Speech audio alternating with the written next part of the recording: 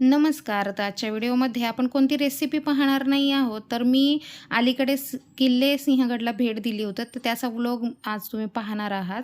तर पुण्याचा अतिशय प्रसिद्ध असा किल्ला असलेला सिंहगड आणि आपण तानाजी पिक्चरमुळे फारच जी मूव्ही आली होती त्याच्यामुळे फारच फेमस झाला आणि इथे फार प पर्यटकांची गर्दी असते.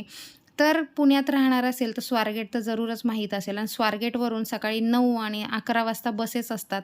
अशा आणखीन 2-3 तासाने बसेस अवेलेबल असतात. जशी गर्दी होईल त्याप्रमाणे स्वारगेटवरून बसेस सोडल्या जातात सिंहगड पायथ्यापर्यंत.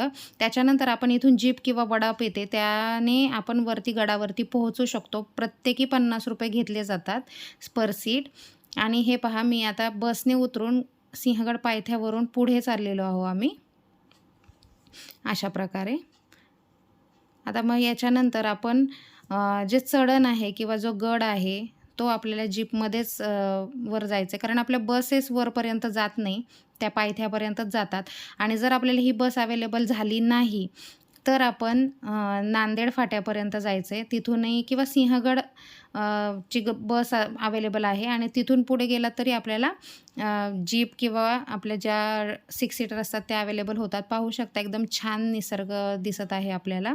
खूपच छान वाटतं आणि आपल्या लहान मुलांना आपण जरूर हा किल्ला दाखवावा. शिवाजी महाराजांची जी पराक्रम आहे तो अवश्य दाखवावा आपल्याला शक्य असेल ते. त्यासाठी आम्ही आमच्या मुलांना आवर्जून इथे घेऊन गेलो होतो. पाहू शकता वेगवेगळे रिसॉर्ट, वेगवेगळे हॉटेल्स आणि वेगवेगळ्या काही शिल्प साकारणारे आलेले आहेत रस्त्यामध्ये. आता आपण वरती चढत आहोत डोंगरावरती. उंच आहे सिंहगड किल्ला आणि खूप वळणावळणाचा रस्ता आहे. पावसाळ्यामध्ये तर अतिशय उत्तम वाटतं इथे जायला. तर आता पहा एकदम छान मस्त वाटतं अगदी आजूबाजूचा निसर्ग पाहताना. अशा प्रकारे साधारण आपल्याला अर्धा तास लागतो वरपर्यंत, अर्धा ते पाऊण तास वरपर्यंत पोहोचण्यासाठी लागतो. जर आपण अगदी लवकर गेलो, हळू गेलो तर 1-1.25 तासापर्यंत लागेल. पाहू शकता इथे आपल्याला जायचं आहे. तर भरपूर वळसा घालून 2 डोंगर पार करून आपल्याला जायचं आहे. तर अशा प्रकारे आम्ही सिंहगडला जाताना स्वारगेटवरून बस केली आणि त्याच्यानंतर आम्ही जीपने वरपर्यंत गेलेलो आहोत. पाहू शकता एकदम जवळ येत आहे. शिवाजी महाराजांची जी आपण केलेली त्यांचा पराक्रम आहे, त्यांनी जे गड किल्ले उभारले आहेत, ते आपल्या पाहण्यासारखे आहेत आणि हे पाहताना आपल्याला भरपूर काही शिकवण मिळते, की त्यांची जी पाण्याची व्यवस्था होती, की जी घोड्यांसाठीची व्यवस्था होती, तोफखाने होते, ह्या गोष्टी आता बऱ्यापैकी नष्ट झालेल्या आहे, पण बऱ्यापैकी अजूनही आपण हे पाहू शकतो, इमॅजिन करू शकतो, की त्या एवढ्या उंचीवर देखील त्यांनी कसं सर्व गोष्टी म्हणजे साकारल्या होत्या.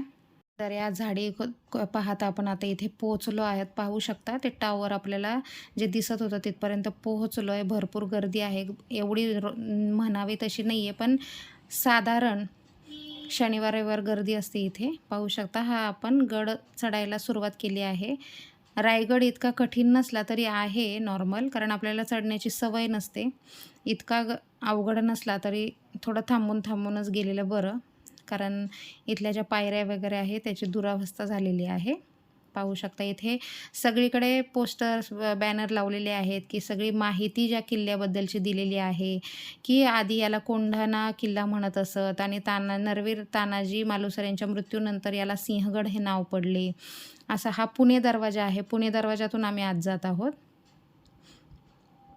हे पहा अशा पायऱ्या आणि आता आम्ही इथे पहा वेगवेगळे सगळे इथे दाखवले आहेत नकाशे, की कुठे काय अवेलेबल आहे, कुठे काय केलेलं आहे. अशा प्रकारे आम्ही चढतोय.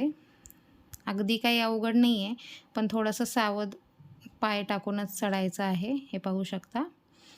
इथे वेगवेगळे बुरुज आहेत. तर त्या ठिकाणी जाण्यासाठीचे मार्ग आहेत हे. अवश्य आपण ट्रेकिंगसाठी किंवा एक शिवाजी महाराजांचा जो ठेवा आहे तो पाहण्यासाठी इथे अवश्य यायला हवं. पुण्याच्या जवळील जे लोक आहेत ते आवर्जून इथे भेट देतातच एकदा ना एकदा. पाहू शकता कसा किल्ला जतन केलेला आहे. खूप छान आहे. हे टॉवर जे आपल्याला दिसत होतं गाडीमधून. अगदी जे तरुण आहेत ते देखील येतात. हे पहा हा दरवाजा, त्याच्यावरचे रेखीव काम अजूनही तसेच आहे. थोडा विसावा घेतला इथे. इथे जे सैनिक म्हणजे त्यांचं चौकी म्हणतात किंवा ते पहारेकरी असायचे, थांबायचे, मेन दरवाजा असायचा. तर हा तिथला भाग आहे. त्याच्यानंतर हे पाहू शकता साईडचा हा एक बुरुज आहे, तिकडे एक मंदिर आहे.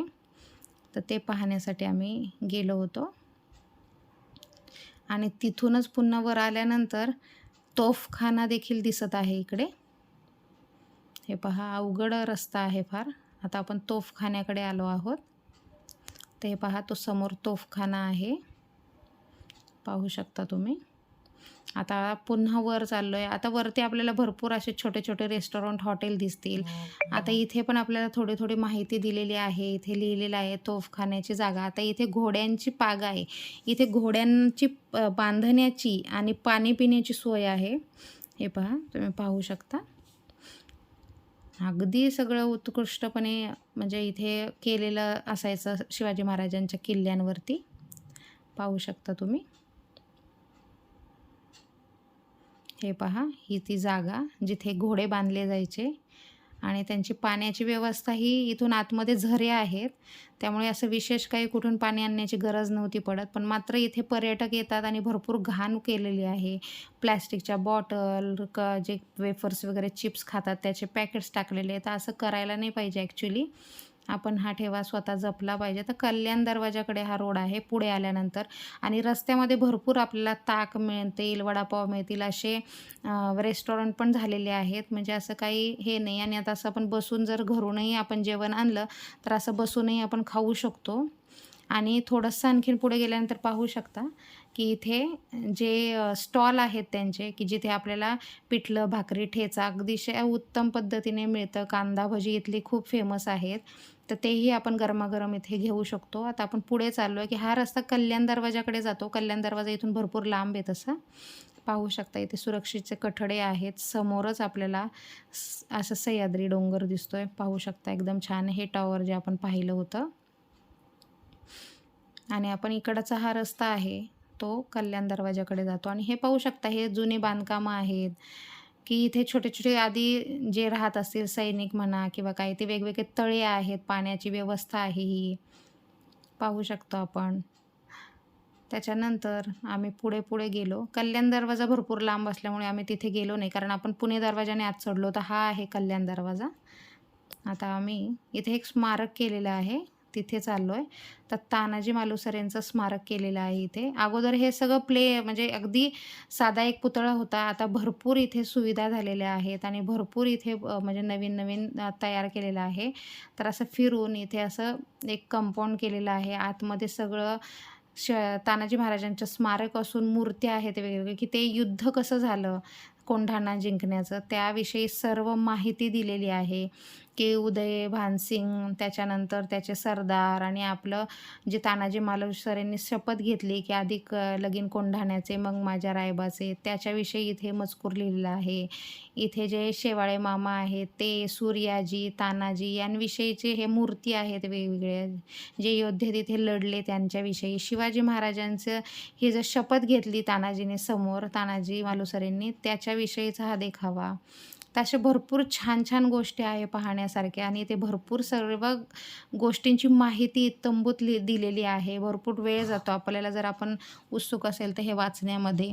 आणि भरपूर शाळेंच्या ट्रिप, त्याच्यानंतर पर्यटक जे हौशी आहेत, की ज्यांना शिवाजी महाराजांबद्दल माहिती हवी ते भरपूर इथे दिसतात तुम्हाला आणि इथे भरपूर वेळ घालवताना दिसतात. पाहू शकता असे इथे शाळेची मुलं आलेली आहेत आणि इथे भरपूर गाईड्स आहेत, की ते त्यांना सांगतात किल्ल्याचं जो इतिहास आहे ते सांगतात किंवा ते तानाजी मालुसरेंबद्दल इथे माहिती सांगितली जाते. पाहू शकता हा तानाजी मालुसरेंचा पुतळा आहे.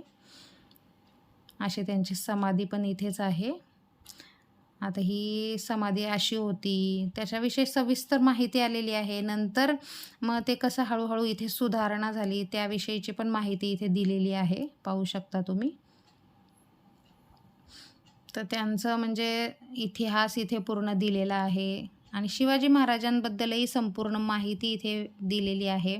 आता आपण जे पाहतोय कोंढाणेश्वर आपण जे मंदिर आहे तिथे जाणार आहोत, की जे खूप प्रसिद्ध मंदिर होतं सिंहगडवरचं, की जिथे जिजाबाईंनी शपथ घेतली होती, की मी इथं म्हणजे पायात चपला घालणार नाही, कारण त्यांना तिथून जायला सांगितलं होतं. तर ते हेच मंदिर हे पाहू शकता. ते बंद आहे आणि ते दिसत नाही आहे. मी शूट करण्याचा प्रयत्न केला, पण ही खूप अतिशय जुनी पिंड आहे त्या काळची. तर अशा प्रकारे आज आपण सिंहगड किल्ला पाहिला. तर तो कसा वाटला नक्की कमेंट करून सांगा. अगदी थोडक्यात मी ही माहिती सांगितली आहे. तर नक्की चॅनलला लाईक, शेअर, सबस्क्राईब करायला विसरू नका. आजचा व्लॉग तुम्हाला कसा वाटला नक्की कमेंट करून सांगा. धन्यवाद.